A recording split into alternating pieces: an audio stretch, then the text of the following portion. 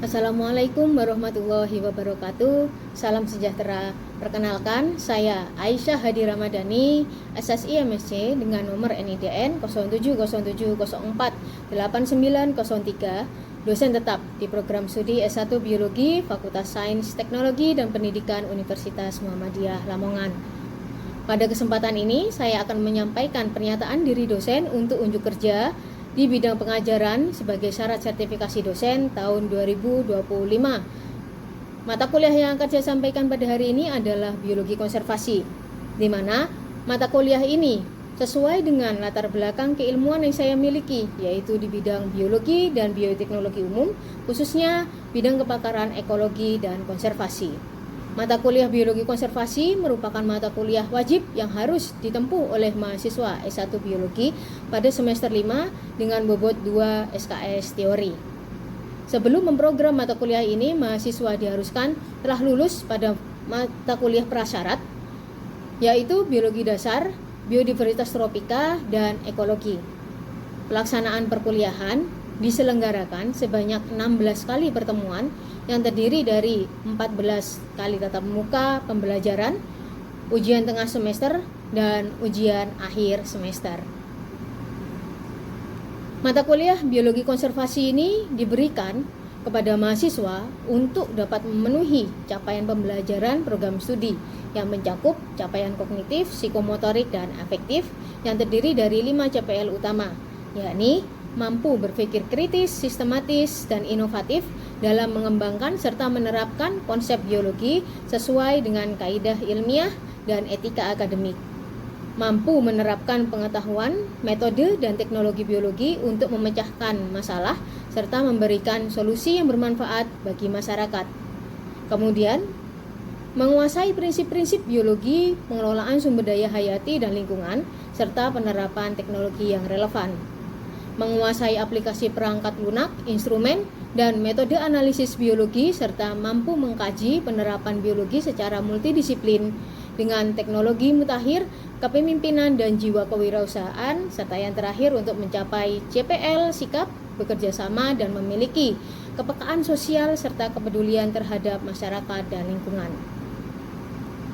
Selama pembelajaran, mahasiswa diharapkan dapat mencapai kemampuan akhir sesuai dengan rumusan CPMK yang telah dibuat. Di antaranya adalah CPMK yang pertama, mahasiswa diharapkan mampu memahami urgensi dari konservasi, konsep pendekatan etika biologi konservasi, dan keterkaitan keanekaragaman hayati dengan konservasi, di mana ini menggambarkan level pemahaman tingkat C3.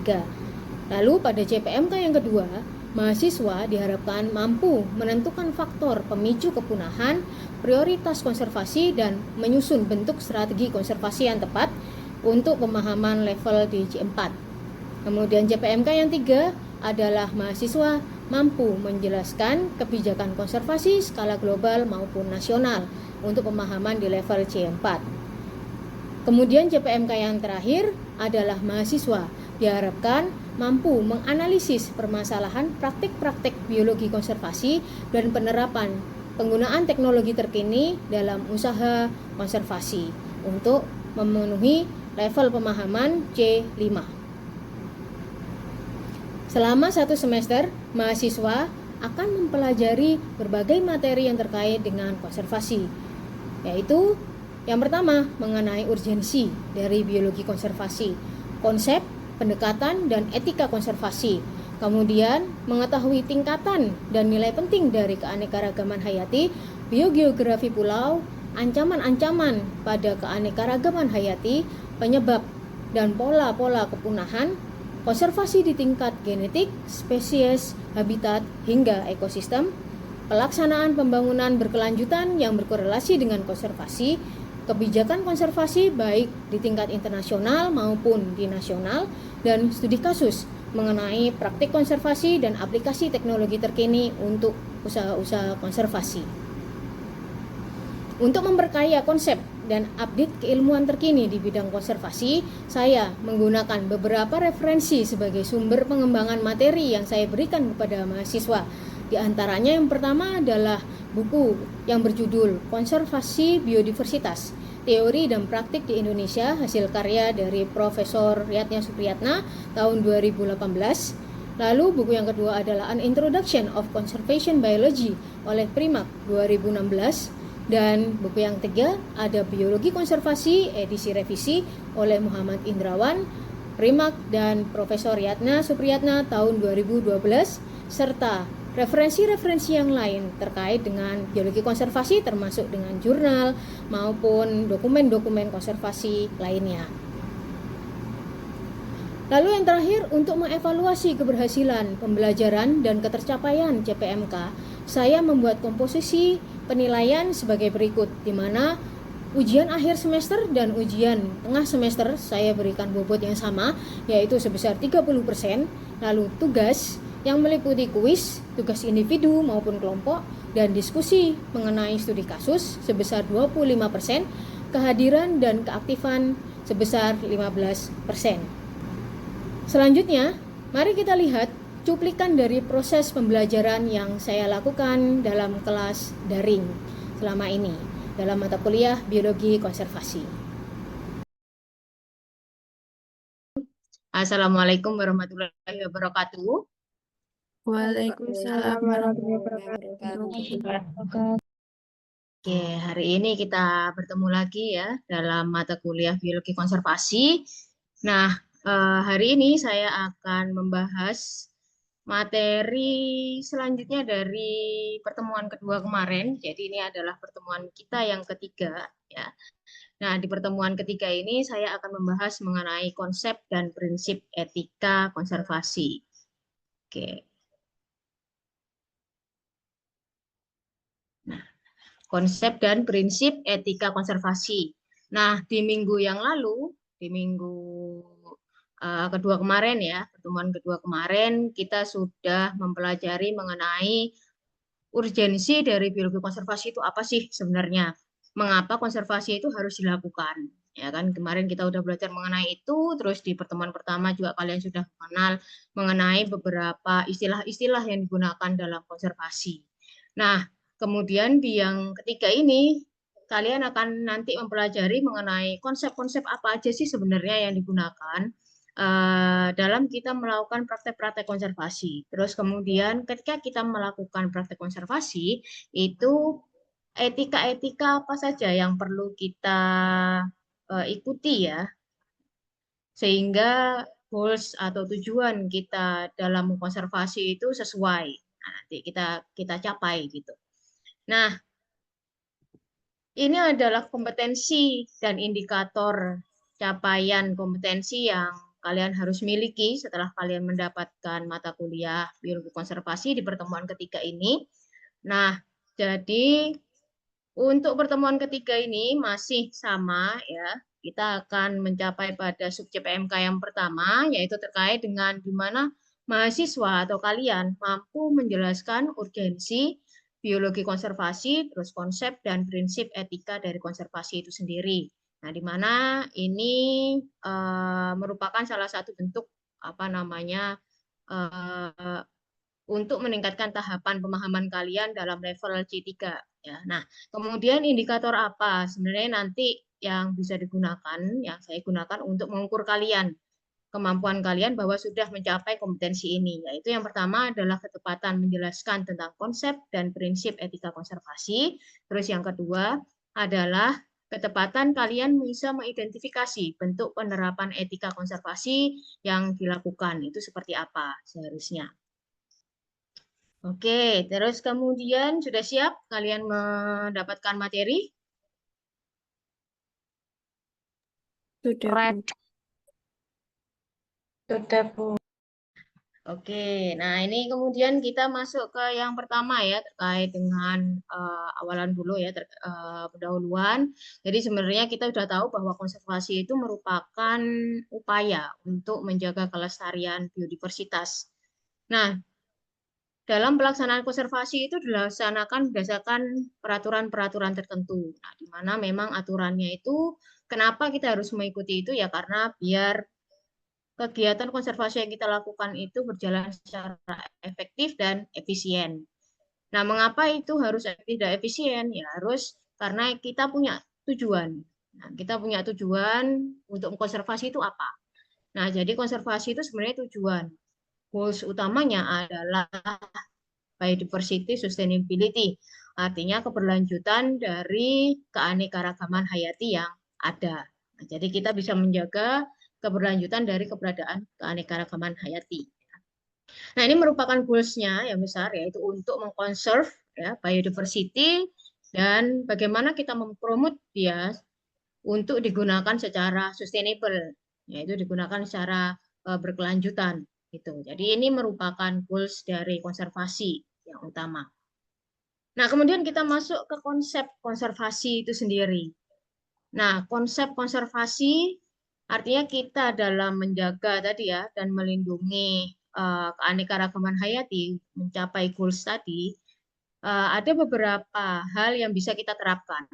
Ada tiga hal yang bisa kita terapkan, yaitu dengan use wisely atau menggunakan secara bijak sumber daya alam yang ada di sekitar kita. Terus kemudian yang kedua, mengkonserv atau melestarikan keberadaannya. Kan? Terus kemudian yang ketiga adalah memprotek atau melindungi mereka dari ancaman-ancaman yang ada.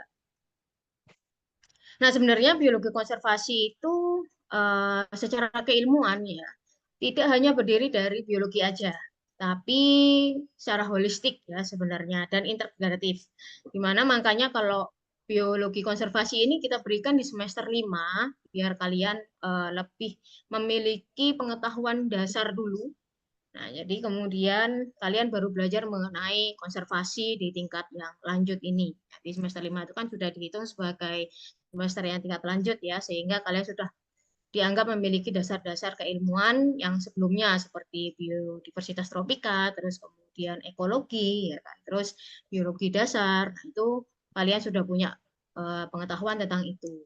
Nah, sehingga kalian diharapkan memang akan bisa mengikuti apa namanya kuliahan biologi konservasi ini. Nah, karena memang konservasi ini ternyata dia harus dilakukan secara integratif dan holistik pendekatannya. Jadi seperti itu. Jadi holistik itu artinya adalah kita melihat dari sisi saintifiknya, biologi, tapi kita juga harus melihat dari sisi sosial ekonomisnya seperti apa. Karena tadi kan goals-nya adalah bagaimana kita sustainable use-nya, kan menggunakan secara sustainable.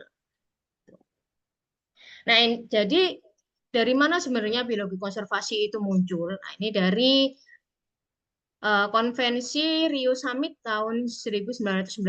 Nah, itu dianggap sebagai titik kebangkitan atau global awakening dari kesadaran lingkungan. Nah, untuk kemudian berlanjut apa namanya kegiatan-kegiatan konservasi itu akhirnya banyak muncul praktek-praktek konservasinya.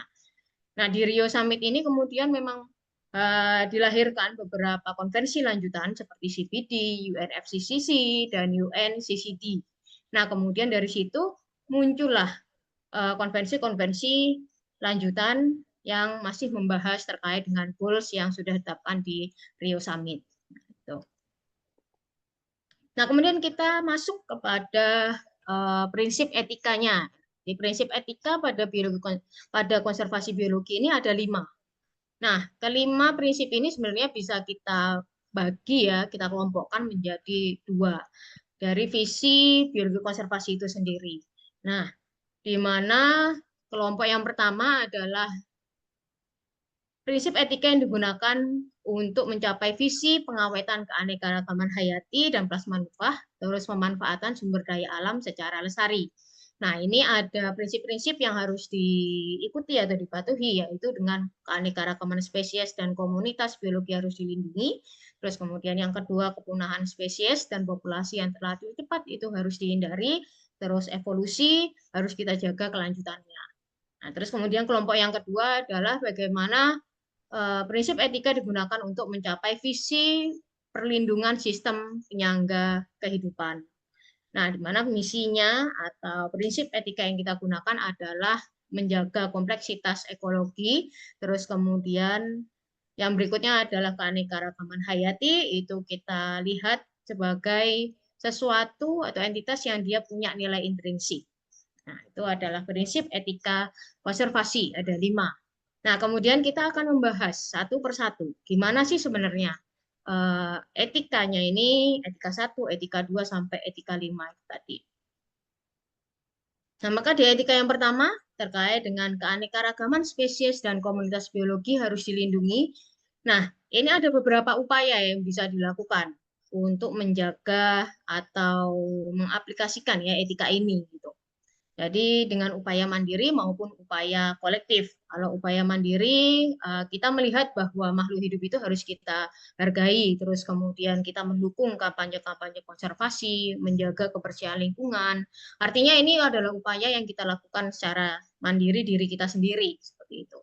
Terus kalau kolektif itu adalah upaya yang kita lakukan bersama-sama dengan mungkin kelompok kalian, terus ada komunitas ya, atau dalam lingkup besar daerah gitu kan atau negara.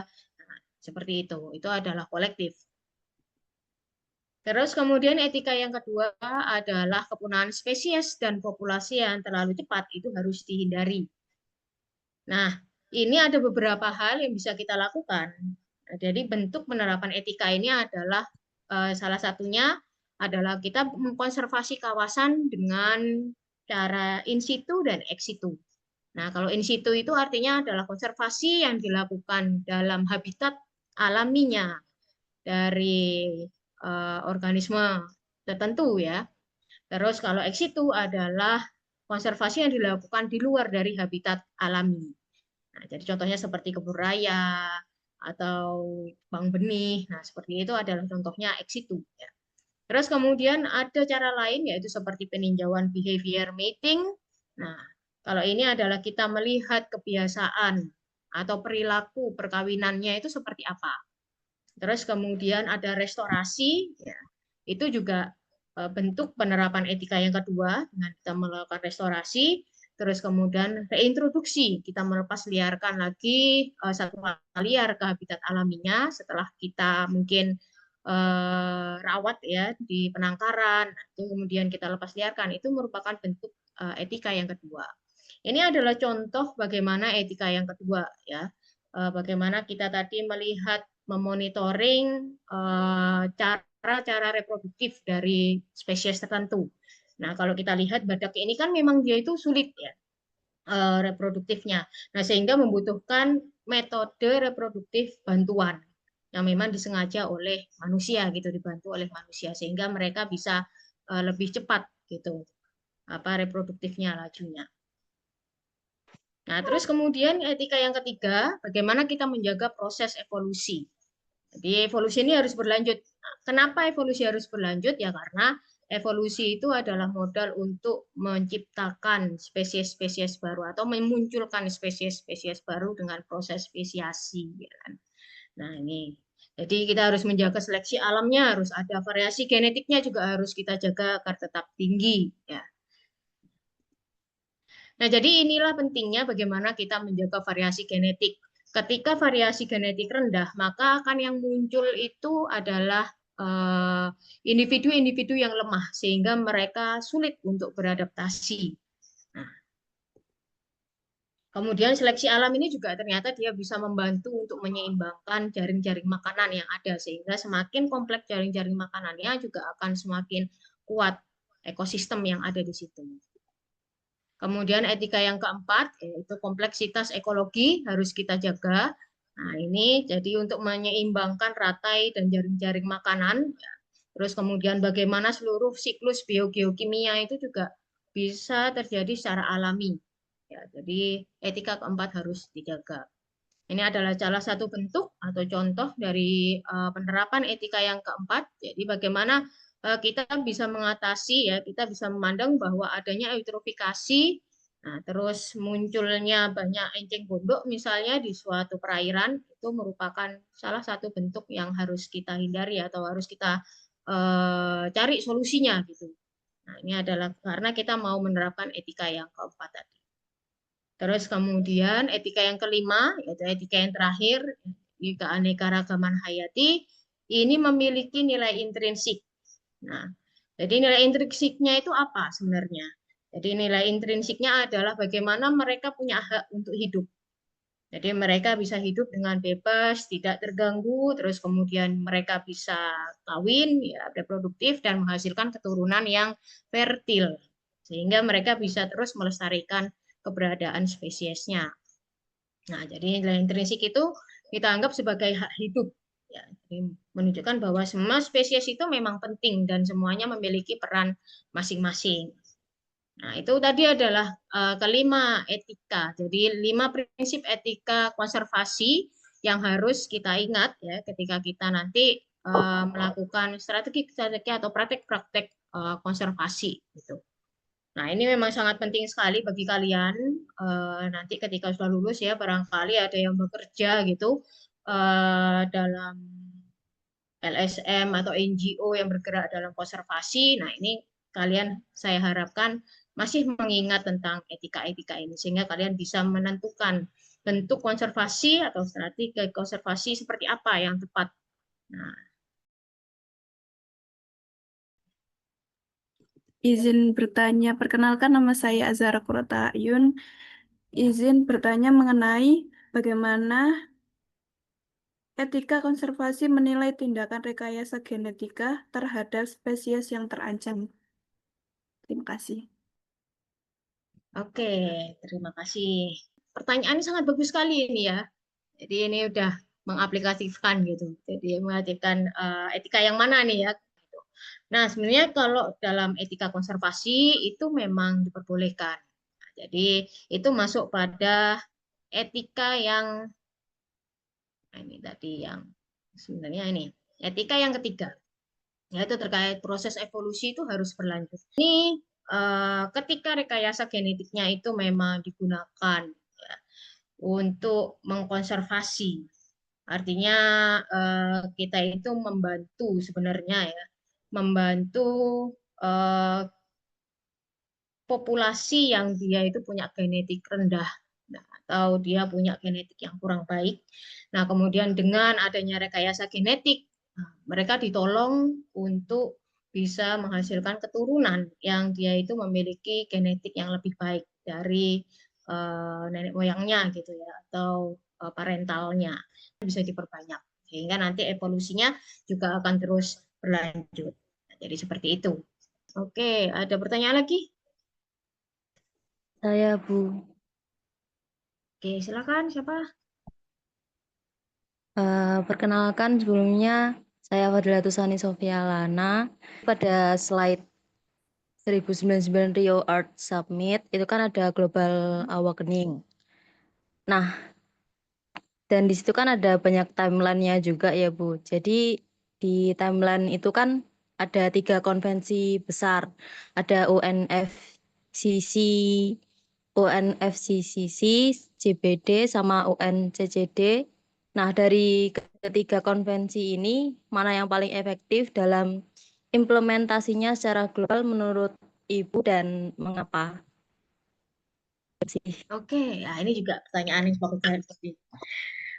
Nah, jadi memang ada 3 produk sebenarnya kita bisa sebut itu sebagai produk, itu produk atau hasil dari konvensi di Rio Summit yang akhirnya melahirkan 3 hal utama ya. Sebenarnya ini merupakan 3 hal ini merupakan seperti lembaga ya atau konvensi besar yang memang kemudian dia itu nanti nah, mengeluarkan konvensi-konvensi lanjutan yang berkaitan dengan itu. Nah, 3 hal ini sebenarnya kalau ditanya mana yang paling efektif dan mana yang paling baik gitu ya untuk konservasi, semuanya baik. Saya menjawab seperti itu karena memang 3 hal ini adalah komponen yang paling dasar ya dan memiliki spesifikasinya masing-masing. Nah, jadi ini bukan spesifikasinya sama, ya. Jadi mereka punya spesifikasi yang berbeda-beda. Di mana untuk hasil yang pertama akhirnya dicetuskan adanya UNFCCC atau UN Framework Convention on Climate Change. Itu berarti adalah bagian dari UN atau United Nation gitu kan. Dia yang memang dia bertanggung jawab untuk melawan atau membuat strategi-strategi mengatasi climate change. Nah, kemudian yang kedua adalah CBD, yaitu Convention on Biological Diversity. Nah, kalau yang ini memang sangat fokus pada pelestarian biodiversitas. Nah, jadi di CBD seperti itu. Jadi yang memonitori, mengassessment terkait dengan biodiversitas itu ada di CBD ini. Terus kemudian lembaga yang ketiga yang akhirnya dicetuskan dari hasil Rio Summit adalah UN Convention to Combat Desertification atau UNCCD. Nah, UNCCD sendiri itu memang sangat berfokus pada bagaimana cara mengatasi adanya penggurunan. Nah, bagaimana? Ada tanggapan? Tidak ada, Bu. Sudah jelas. Jelas. Oke, terima kasih. Kalau sudah jelas, jadi itu tadi ya sebenarnya materi yang akan saya sampaikan pada hari ini. Sebelum kita mengakhiri perkuliahan kita, nah ini ada sedikit evaluasi ya yang perlu kalian jawab. Pertanyaan-pertanyaan ini sebenarnya ini adalah cara tadi saya untuk mengukur kemampuan kalian apakah memang sudah paham dari apa yang sudah saya jelaskan. Nah, silakan kalian scan QR ini. Jadi saya menggunakan aplikasi Padlet ya untuk membuat kuis ini. Oke, saya akan coba lihat kalian apakah sudah menjawab semua. Oke, saat ini sudah 6 voters, 5 voters.